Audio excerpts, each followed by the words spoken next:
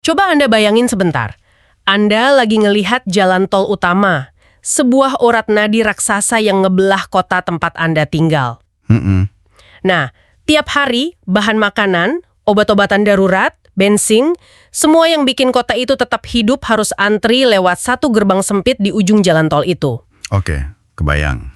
Terus, bayangin kalau tiba-tiba ada pihak yang secara sepihak ngembok gerbang itu. Rantai pasokan putus seketika. Itulah skala krisis yang lagi kita hadapin hari ini. Tapi, kita nggak lagi ngomongin jalan tol kota. Kita lagi ngelihat Selat Hormuz. Ngeri ya. Dan ini skala krisis di Selat Hormuz ini seringkali susah banget dibayangin kalau kita cuma baca judul berita aja. Betul. Jalur perairan ini tuh rute di mana lebih dari 20% atau 1/5 dari semua aliran minyak laut dunia melintas tiap tahun. Kita ngomongin jutaan barel minyak setiap hari loh ini. Wow, 1/5 pasokan dunia? Iya, persis. Jadi kalau jalur ini ada gangguan sekecil apapun, riaknya itu nggak cuma di Timur Tengah. Dampaknya langsung ngehantam harga energi global, biaya logistik. Sampai ke harga barang-barang di pasar yang Anda beli tiap hari ya. Betul banget. Kehidupan sehari-hari langsung kena imbasnya. Nah, hari ini di sesi eksplorasi mendalam kita, misi kita adalah membongkar anatomi dari krisis gembok strategis ini. Berdasarkan laporan dari New York Post, kita bakal ngebedah ekspansi kebijakan blokade AS terhadap Iran yang diumumin tanggal 16 April 2026 kemarin. Menarik banget ini. Kita bakal cari tahu apa sih akar masalahnya, kenapa gencatan senjata yang sempat disepakati tiba-tiba hancur berantakan, terus apa sebenarnya yang coba dicapai militer AS lewat pernyataan-pernyataan mereka yang kerasa provokatif banget belakangan ini? Setuju. Tapi sebagai catatan awal buat Anda yang lagi dengerin, tujuan kita di sini murni buat bedah mekanika, kronologi, sama strategi dari laporan yang ada ya. Kita nggak mihak narasi politik manapun, kita cuma mau paham gimana roda gigi geopolitik ini berputar di belakang layar. Dan memahami mekanika di belakang layar ini esensial banget ya. Karena kebijakan AS yang baru diumumin pertengahan April ini, tuh bener-bener pergeseran strategi yang radikal. Radikal gimana maksudnya? Ya, blokade militernya udah nggak beroperasi kayak yang sering kita baca di buku sejarah gitu loh. Oke, mari kita bedah konsep dasarnya dulu. Biasanya kan kalau kita dengar kata blokade, yang kebayang itu barisan pertahanan fisik yang kaku. Kapal perang jejer rapi di perairan, mencegah siapapun masuk atau keluar dari pelabuhan tertentu. Iya, kayak pagar di laut gitu ya. Nah, tapi pengumuman dari Jenderal Dan Chain, Ketua Kepala Staf Gabungan AS, sama sekali nggak kedengeran kayak gitu. Beliau terang-terangan bilang militer AS bakal secara aktif memburu kapal berbendera Iran. Atau kapal apapun yang dukung rezim tersebut. Di mana aja di seluruh dunia, digarisbawahi ya. Di mana aja, bukan cuma di perairan Timur Tengah. Yang menakjubkan di sini adalah gimana kebijakan ini ngeruntuhin batasan geografis dari sebuah blokade tradisional. General Chain kan eksplisit banget nyebutin soal aset militer AS di kawasan Indo-Pasifik. Di bawah komandonya Laksamana Samuel Paparo kan? Tepat sekali. Mereka sekarang dilibatkan penuh. Artinya, wilayah operasi buat nyegat kapal-kapal ini diperluas sampai melintasi samudra. Wow, sampai sejauh itu? Iya. Jadi kalau ada kapal yang ketahuan berafiliasi sama target blokade, dan mereka nyoba operasi di perairan Asia atau Pasifik, armada AS punya mandat penuh buat memburu mereka di sana. Langsung di tempat. Ini konsep yang gila sih. Kalau boleh saya bikin analogi, ini tuh kayak pihak keamanan yang biasanya cuma jaga pintu masuk klub malam doang. Oke, terus? Daripada cuma nyortir orang di depan pintu, mereka sekarang nurunin personil buat patroli keliling penjuru kota. Mereka nyegat siapa aja, di jalan mana aja, yang dicurigai punya niat mau datang ke klub itu nanti malam. Analogi yang sangat pas. Dan target spesifik dari operasi patroli keliling kota ini, atau patroli global ini adalah apa yang General Kane sebut sebagai armada gelap, atau Dark Fleet. Armada gelap, kesannya kayak dari film fiksi ilmiah ya? Kedengarannya gitu ya. Tapi ini tuh merujuk ke jaringan logistik bayangan. Armada gelap ini bukan kapal perang militer. Mereka itu kapal kargo dan tanker minyak biasa yang sengaja beroperasi di luar payung hukum laut internasional. Sengaja biar nggak ketahuan. Betul. Dikerahkan khusus buat ngangkut minyak Iran secara diam-diam demi menghindari regulasi dan sanksi internasional. Tapi pertanyaannya, gimana cara kapal tanker raksasa bisa jadi gelap dan sembunyi di tengah lautan? Mereka kan bukan kapal selam yang bisa nyilem terus hilang gitu aja. Prakteknya itu libatin taktik penipuan teknis dan administratif yang lumayan kompleks. Biasanya armada gelap ini rutin banget matiin sistem identifikasi otomatis atau AIS mereka. Oh, AIS itu semacam pelacak GPS standar itu kan? Yang wajib nyala di kapal komersial? Persis. Nah, selain matiin AIS, mereka sering lakuin yang namanya spoofing. Jadi mereka manipulasi sinyal GPS supaya di radar kelihatan seolah-olah kapal itu ada di negara lain. Astaga. Belum lagi taktik yang paling berisiko, yaitu ship-to-ship transfer. Mereka transfer minyak antar kapal di tengah laut lepas, malam hari. Dan yang bikin ngeri, itu dilakuin tanpa standar keselamatan yang memadai. Asuransinya juga bodong atau bahkan nggak ada. Berlayar bawa kargo bahan bakar raksasa, tanpa asuransi, ngakalin radar pula, itu sih tinggal nunggu waktu aja sampai ada bencana ekologis ya. Betul. Semua demi kargo jutaan dolar ini aman dari radar sanksi global. Tapi tunggu dulu, ada satu hal dari pengumuman pemerintah AS yang bikin saya rada bingung. Apa tuh? Sekretaris Pers Gedung Putih, Caroline Leavitt, sama Jenderal Kain, negesin kalau lalu lintas Iran di Selat Hormuz itu tetap diizinin. Katanya blokade ini cuma nyasar kapal yang dari atau menuju pelabuhan Iran. Tapi, nah ini dia, penegakan fisiknya cuma dilakuin di dalam laut teritorial Iran. Oke. Gimana dua hal ini nggak kontradiksi? Di satu sisi mereka ngejar sampai Pasifik, tapi di sisi lain bilang penegakannya cuma di laut teritorial. Nah, perbedaannya ada di pemisahan antara target operasi dan lokasi pencekikan fisik. Gimana tuh maksudnya? Pengejaran global itu artinya armada AS di Pasifik atau di laut lain bakal aktif mutus rantai pasokan logistik armada gelap dari jarak jauh. Kalau kelihatan ada tanker ilegal di Pasifik yang mau nyelundukin minyak, ya dicegat di situ. Oh, dicegat sebelum sampai Timur Tengah. Tepat. Tapi, buat penegakan blokade pelabuhan secara fisik, artinya mencegah kapal keluar masuk langsung di pelabuhannya, operasi itu secara hukum militer dibatasi khusus di dalam laut teritorial Iran aja. Saya mulai lihat polanya nih. Jadi dengan ngebatasin blokade fisik cuma di teritorial Iran, AS menghindari tertutupnya Selat Hormuz secara keseluruhan ya? Tepat sekali. Karena Selat Hormuz itu jalur air internasional. Kalau AS sampai ngeblokade seluruh selat, mereka bakal matiin rantai pasokan minyak negara-negara netral di Teluk yang nggak ada urusannya sama konflik ini. Dan kalau itu terjadi, sekutu sama mitra dagang mereka di seluruh dunia pasti marah besar. Krisis ekonomi global tuh jadinya. Makanya, AS memposisikan operasi mereka presisi banget. Udah kayak operasi bedah. Mereka ngehukum target spesifik, tapi mastiin urat nadi ekonomi global tetap buka. Strategi yang sangat terukur. Tapi ini memunculkan pertanyaan yang lebih besar lagi. Kenapa tindakan sedrastis ini diambil sekarang? AS kan nggak mungkin tiba-tiba ngerahin armada globalnya tanpa alasan kuat. Pasti ada pemicunya dong. Kalau kita lihat ke belakang, laporan nunjukin ini bermula dari runtuhnya sebuah kesepakatan kan? Betul. Kalau kita susun kronologinya, eskalasi ini berakar dari tindakan awal Iran yang nyoba ambil kendali sepihak navigasi di Selat Hormuz. Situasi itu langsung bikin efek domino. Berdasarkan laporan, Iran mulainya dengan mendebar ranjau di perairan Selat Hormuz. Dan yang bikin geleng-geleng kepala, mereka ngeklaim lupa di mana nebar ranjaunya. Hah, itu taktik militer klasik. Terus disusul sama serangan drone dan rudal ke kapal-kapal yang lewat situ. Ya jelas aja pasar langsung panik dan harga minyak meroket. Iya, tebar ranjau terus ngaku lupa posisinya, itu efektif banget buat ciptain yang namanya area denial, atau penolakan area. Anda nggak butuh armada besar buat nutup laut. Cukup ciptain ketakutan psikologis saja. Bermodal ranjau yang lokasinya misterius ya? Persis. Secara mekanis, ranjau laut modern kan nggak mesti meledak pas disentuh fisik. Banyak yang dipasangi sensor magnetik atau akustik. Maksudnya ranjaunya bisa dengar suara kapal gitu? Iya, ngedeteksi suara mesin spesifik kapal komersial. Jadi waktu dibilang mereka nggak tahu ranjaunya di mana, mereka sebetulnya lagi ngebangun ladang ranjau tak kasat mata. Kapten kapal mana yang waras bawa tanker senilai triliunan rupiah lewat situ? Nggak ada asuransi yang berani nutup juga pasti. Betul. Lalu lintas mati dengan sendirinya gara-gara ketidakpastian. Sebuah kelumpuhan murni karena ketakutan. Tapi di tengah lumpuhnya jalur itu, minggu lalu kan sempat ada kesepakatan gencatan senjata. Rencananya 2 minggu. Presiden Trump bahkan sempat nyaranin jeda ini bakal buka lagi Selat Hormuz. Dunia sempat lega sejenak. Sejenak aja ya. Terus apa yang bikin gencatan senjatanya ambyar? Disinilah bagian yang sangat menarik dari laporan ini.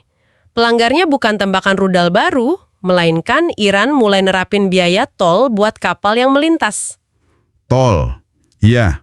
Dan penerapan biaya tol inilah yang jadi katalis utama keruntuhan kesepakatan tadi. Tunggu sebentar, saya mau nantang logika di balik ini. Silahkan. Di satu sisi kita punya rudal, drone, ladang ranjau, agresi yang jelas ngancam nyawa. Di sisi lain kita cuma punya biaya tol, pungutan logistik.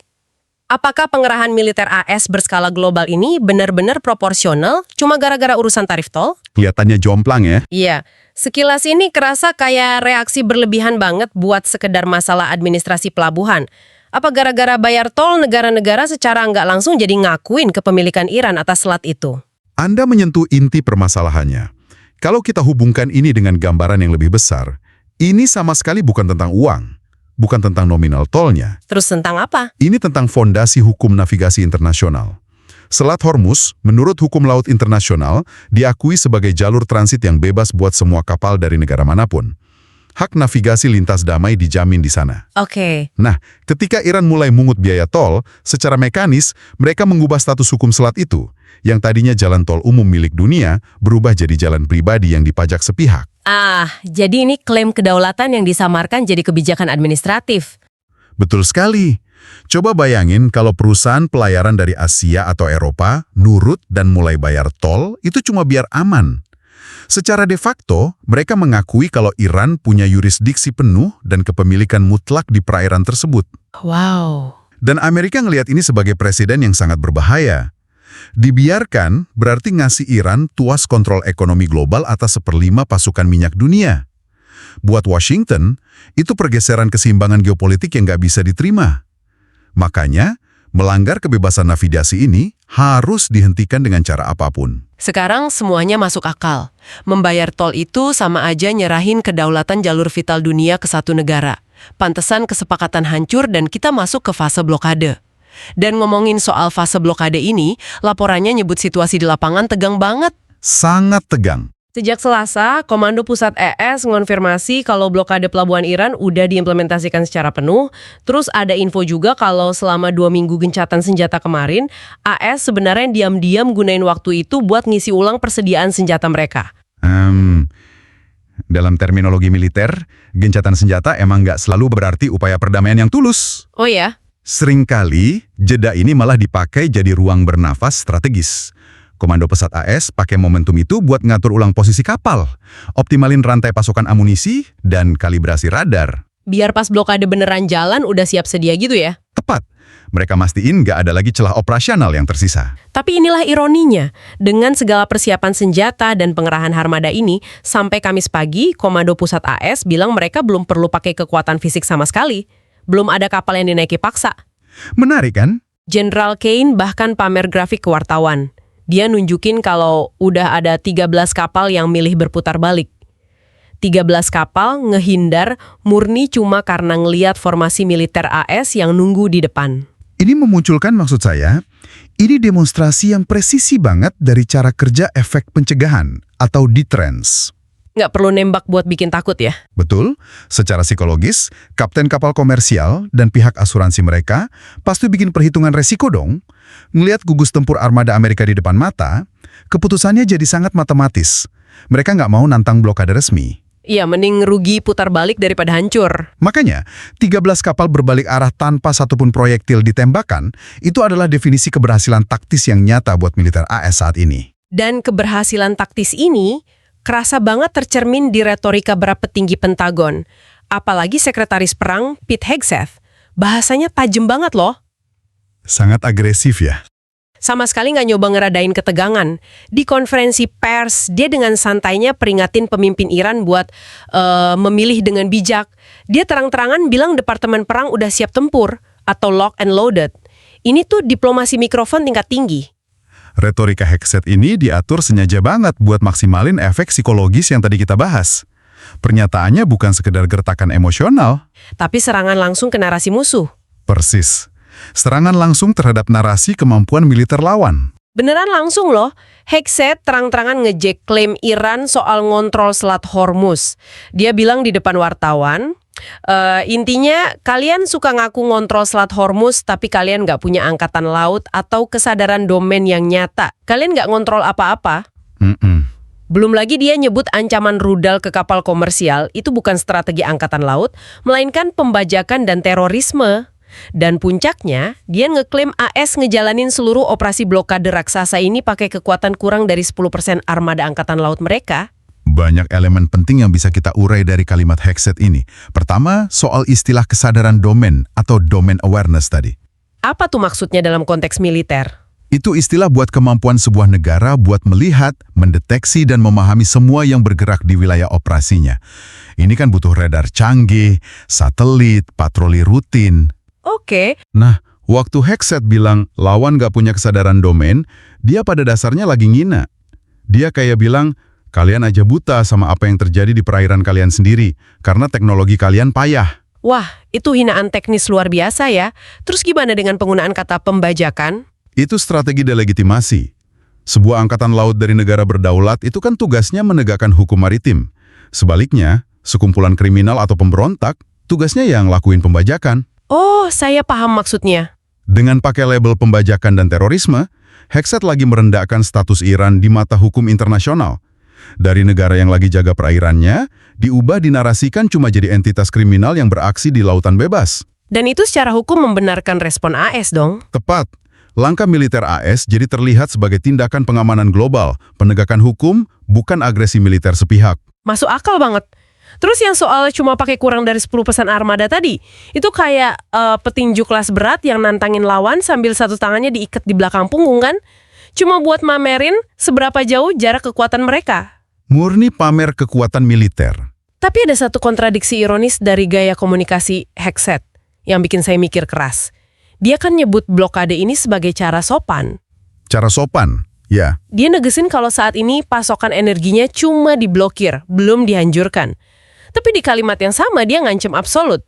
Kalau musuh salah langkah, nggak cuma diblokir, tapi infrastruktur mereka bakal dijatuhi bom. Kontradiktif sekali ya. Nyebut ancaman hujan bom sebagai cara sopan itu benar-benar definisi kesopanan yang paling nyeremin yang pernah saya dengar. Nah, disitulah letak inti dari yang sering kita pelajari dalam peperangan asimetris dan psikologis modern. Dalam doktrin strategis, pemahaman kuatnya adalah kemenangan tertinggi dicapai saat Anda bisa nundukin kemauan lawan tanpa perlu bertempur. Lewat ancaman yang elegan gitu.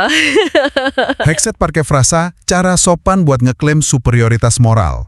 Dia memposisikan Amerika Serikat sebagai kekuatan yang rasional, yang masih ngasih opsi, dan punya kemampuan nahan diri. Tapi opsi yang dikasih mematikan banget loh. Tepat sekali. Dia ngebangun ilusi pilihan. Pilih cara sopan, yaitu ekonomi diblokir mati, atau pilihan buruk, yaitu infrastruktur hancur dibom. Di antara dua pilihan ekstrim itu, lawan gak punya ruang gerak buat menang negosiasi dong. Nggak ada sama sekali. Inilah cara militer pakai kata-kata buat menangin perang sebelum konflik kinetiknya pecah. Fakta kalau belasan kapal udah nyingkir duluan dari perairan tanpa AS harus nembak, itu ngebuktiin kalau dominasi psikologis ini beneran beroperasi real time di lapangan. Manipulasi keputusan dari meja konferensi pers di Pentagon. Tapi hasilnya langsung kelihatan di perairan Teluk. Ini beneran nunjukin perang laut modern nggak melulu diawali peluncuran rudal dari kapal induk ya, tapi dari konstruksi narasi di depan media. Setuju. Dan dinamika kekuatan ini bakal terus diuji beberapa minggu ke depan. Armada gelap kan masih nyoba berlayar di luar sana.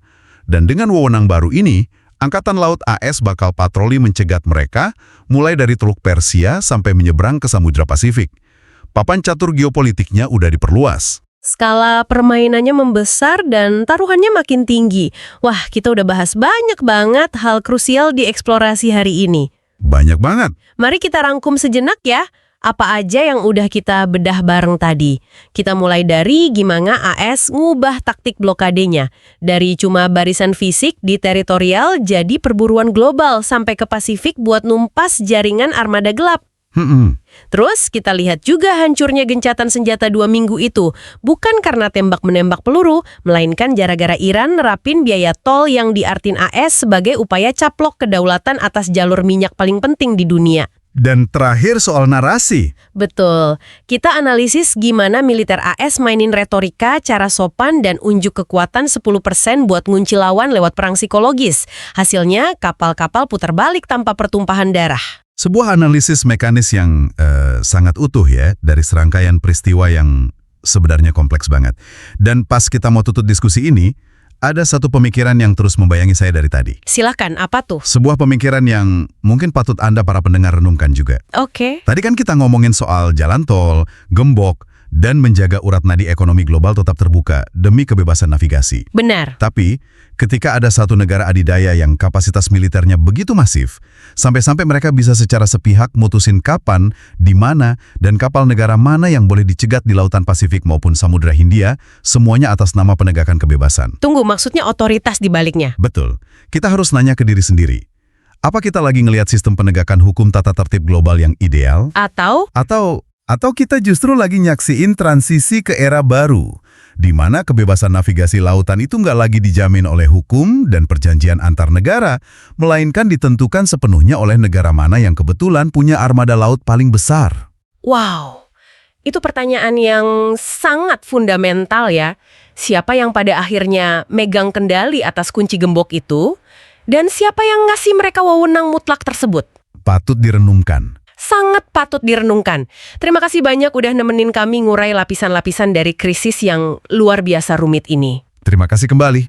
Dan buat Anda yang udah dengerin dari tadi, kami berterima kasih banget karena Anda selalu bawa rasa ingin tahu yang besar di setiap sesi diskusi bareng kami. Teruslah bertanya, jangan berhenti menganalisis informasi di sekitar Anda. Sampai jumpa di penyelaman analitis kita yang berikutnya.